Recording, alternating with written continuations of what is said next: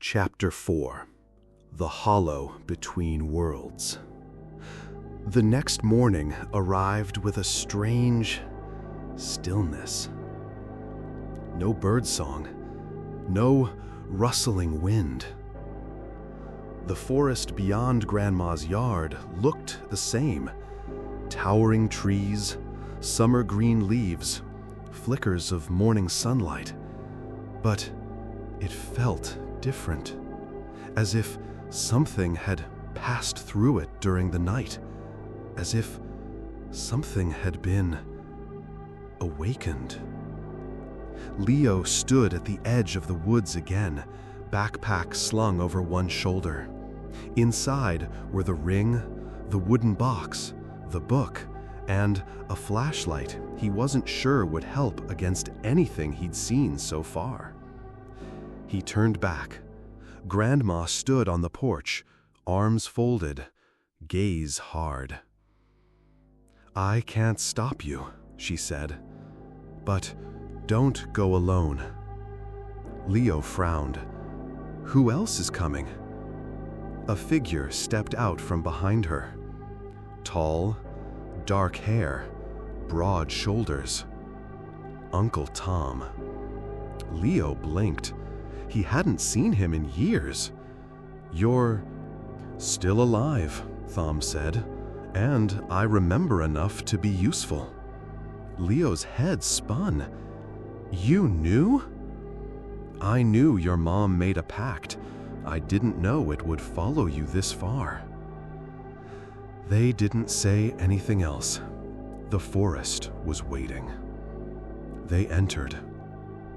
It took less time than Leo expected to find the clearing again. The tree was still there, ancient, massive, pulsing with quiet memory. But something about it had changed. The bark seemed darker, the hollow deeper, and the symbols carved into its trunk now glowed faintly red. Tom's eyes narrowed. "This place is old magic," he muttered. "Older than our blood, older than names." Leo stepped forward. The ring around his neck began to vibrate, not loudly, not visibly, but with a pulsing awareness, like a heartbeat in metal. The book slid from his bag and opened itself. Words spilled across the pages in black ink. "Welcome back, child of the pact. The second memory waits in the hollow between worlds.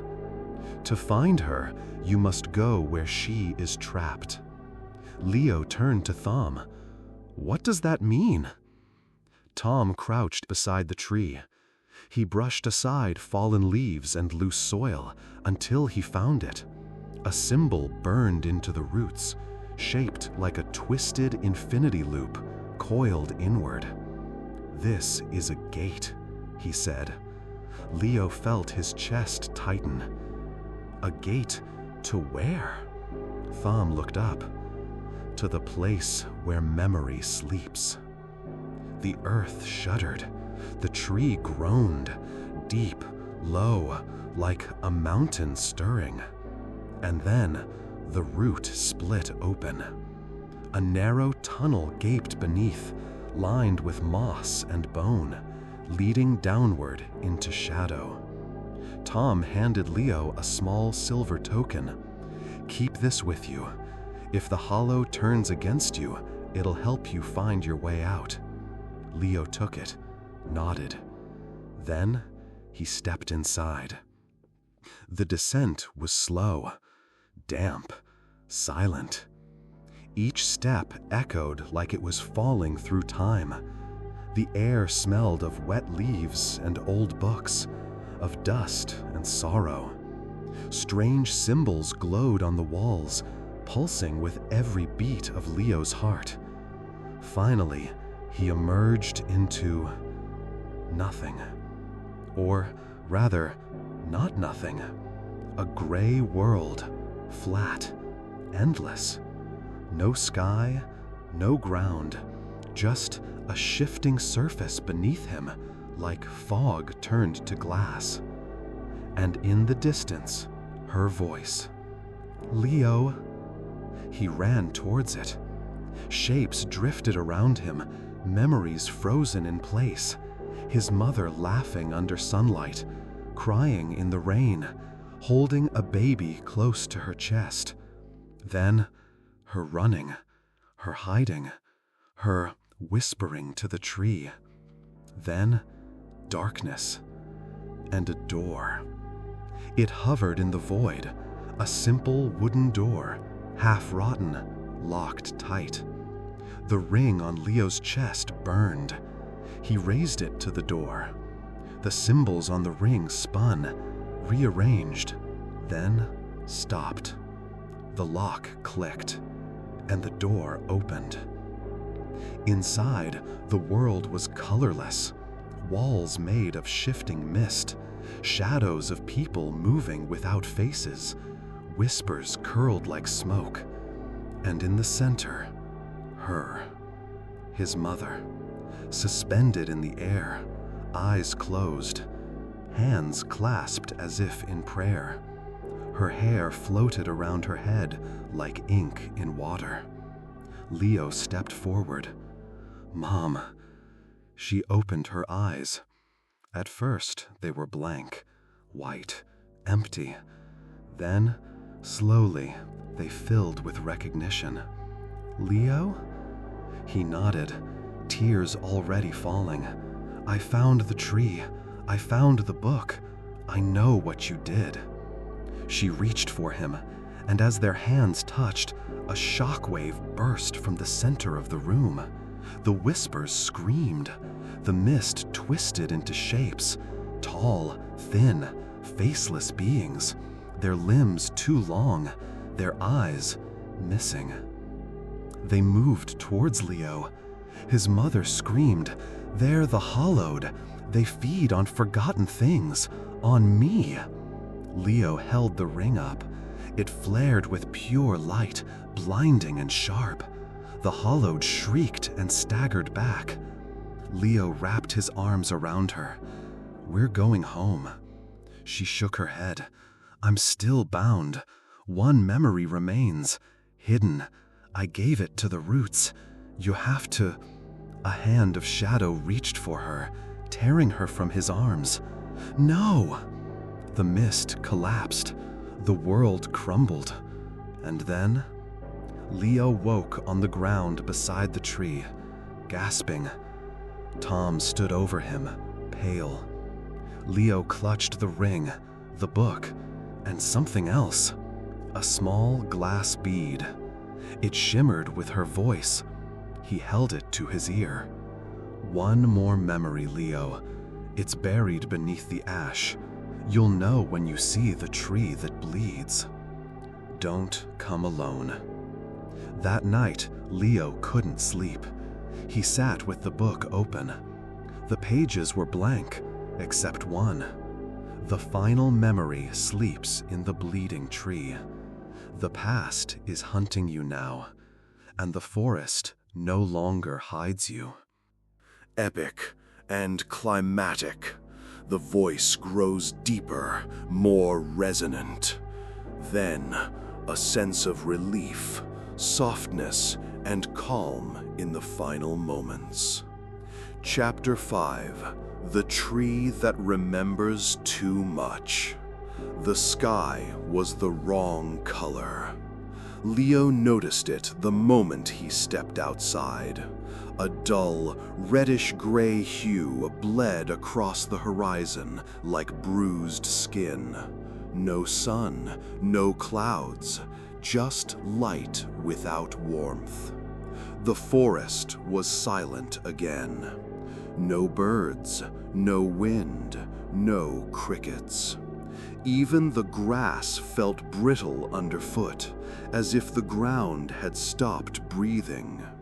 He tightened his backpack and stepped onto the path.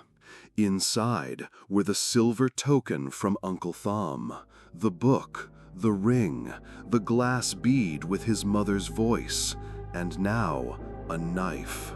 not because he planned to fight, but because every part of him knew this wasn't a journey anymore. It was a final reckoning.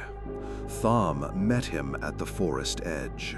He looked older than yesterday, paler.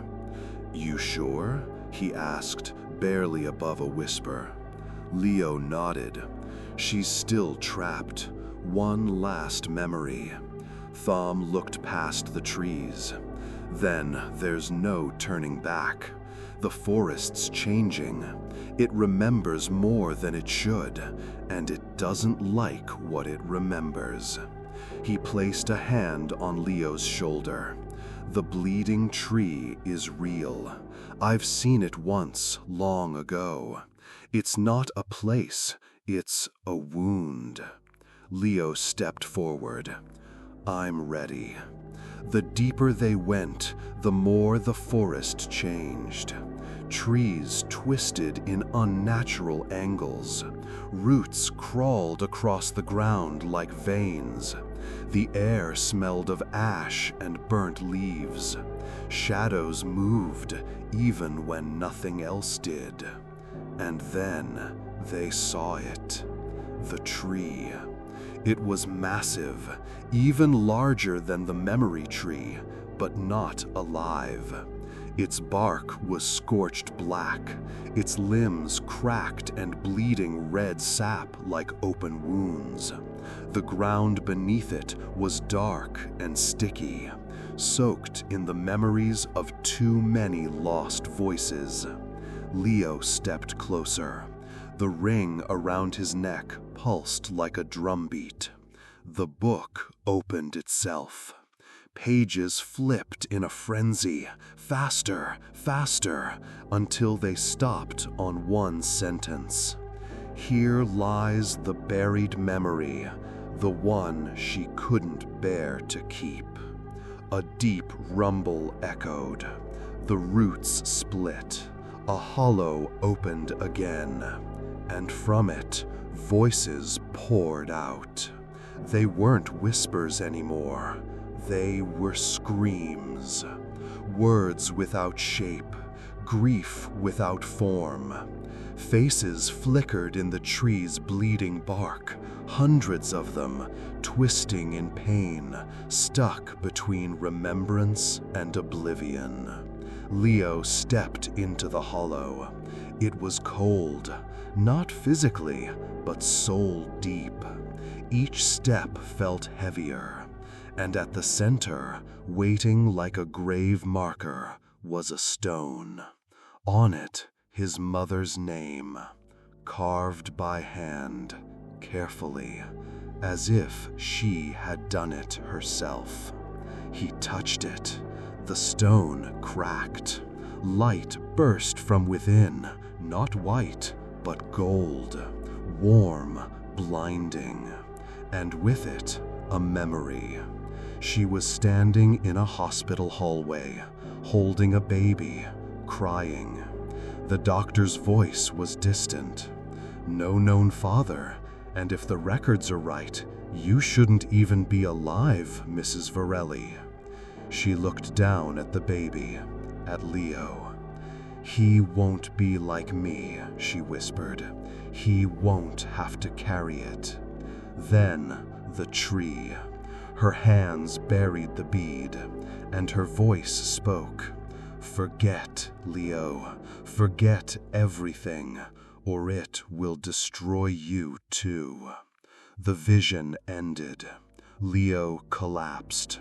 Thom rushed to him, but something was wrong. The ground began to move. Roots uncoiled. The tree screamed. A deep, inhuman noise, like centuries of suffering condensed into one sound. The hollowed were returning. Only now, they weren't shadows.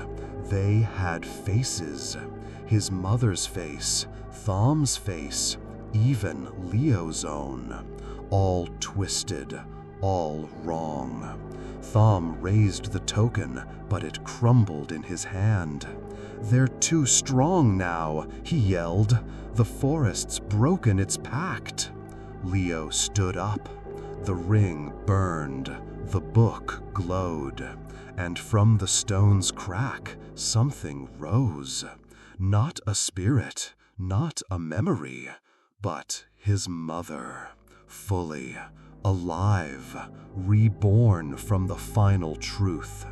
She stood in front of the hollowed, spoke in a tongue the trees understood, and they stopped, turned to ash, vanished. Silence returned. She turned to Leo. "I buried the truth because I was afraid," she said, "but you faced it, and that's the only way it ends." Tears ran down Leo's cheeks. "You're real?" She smiled. "As real as this forest ever allows." Thom stepped forward. "What now?" The memory tree, the first one, shimmered into view behind them, even though it was miles away. Its branches now glowed golden, its bark had healed, and the bleeding tree cracked and crumbled. Leo walked toward the memory tree, placed the book back in its hollow. It closed, and a single leaf floated down into his hand. Weeks passed. The forest began to grow again. Birds returned. The sky returned to blue. Leo stayed with Grandma a little longer, helped her clean out old boxes, shared stories with Thom. He visited the tree every week. Sometimes it whispered to him, sometimes it said nothing at all. But every time he placed a new memory at its roots. Not a curse, not a burden, a gift. Epilogue. Years later, Leo became a writer. He wrote about the forest, about memory, about a mother who sacrificed everything to protect her son. He never sold those books. He only gave them to those who needed them. And when they asked where the stories came from, he always smiled. From the tree that remembers too much.